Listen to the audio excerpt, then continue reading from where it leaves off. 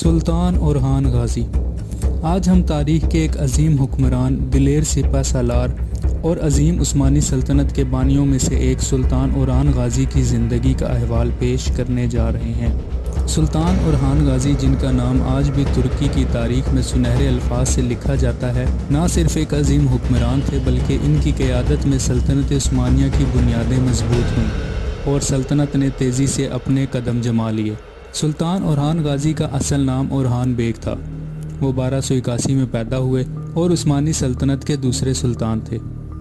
ان کے والد عثمان غازی سلطنت عثمانیہ کے بانی اور پہلے سلطان تھے، جن کے نام پر اس عظیم سلطنت کا نام عثمانیہ رکھا گیا۔ اورحان غازی اپنے والد عثمان غازی کی طرح نہایت بہادر، دیندار اور اعلیٰ حکمت عملی کے حامل تھے۔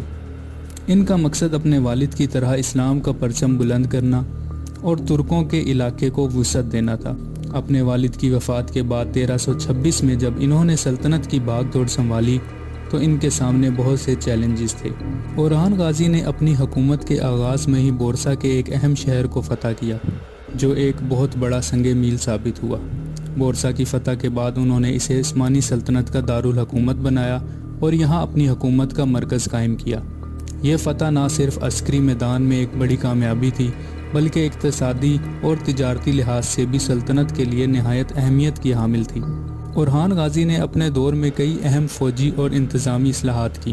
انہوں نے پہلی مرتبہ باقاعدہ نئی فوج تشکیل دی جو بعد میں عثمانی فوج کا ایک اہم حصہ بنی۔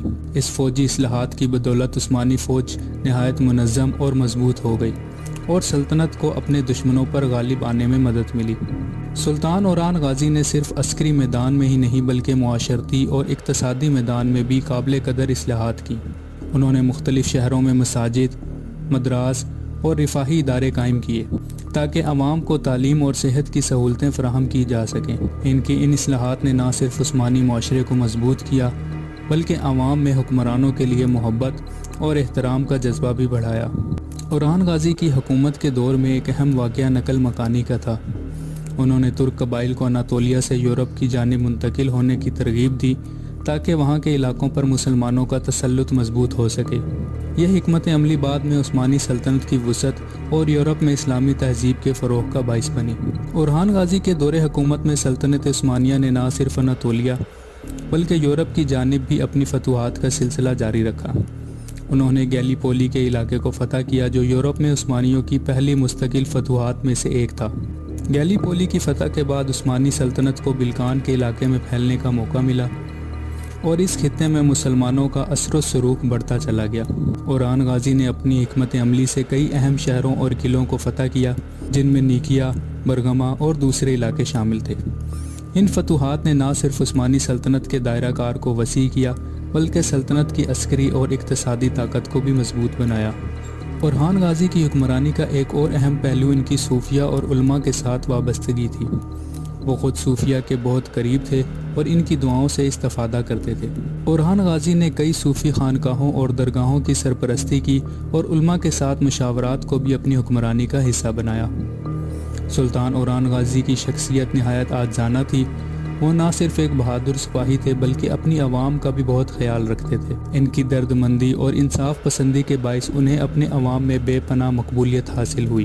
1346 میں اورحان غازی کی شادی نیلوفر خاتون سے ہوئی جو ایک بااثر بازنطینی شہزادے کی بیٹی تھی۔ اس شادی سے عثمانی سلطنت کے سیاسی تعلقات میں مزید بہتری آئی اور باہمی تعلقات کو مضبوط کرنے میں مدد ملی۔ اورحان غازی کا دور حکومت 1326 سے 1362 تک جاری رہا۔ ان کے دور میں عثمانی سلطنت نے بنیادوں کو مضبوط کیا، فتوحات کے نئے سلسلے شروع کیے اور اپنی سیاسی و عسکری طاقت کو بڑھایا۔ ان کی وفات 1362 میں ہوئی اور ان کے بعد ان کے بیٹے مراد اول نے سلطنت کے باغ دوڑ سنبھالی، جو اپنے والد کے نقش قدم پر چلتے ہوئے سلطنت کو نئی بلندیوں پر لے گئے۔ سلطان اورحان غازی کی زندگی اور حکمرانی ہمیں یہ سبق دیتی ہے کہ حکمران کے لیے نہ صرف میدان جنگ ضروری ہے بلکہ اپنے عوام کی فلاح و بہبود، انصاف اور دینی و معاشرتی اصلاحات پر بھی توجہ دینی ضروری ہے۔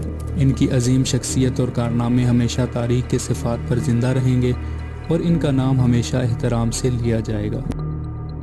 مزید ویڈیوز کے لیے چینل کو سبسکرائب کریں۔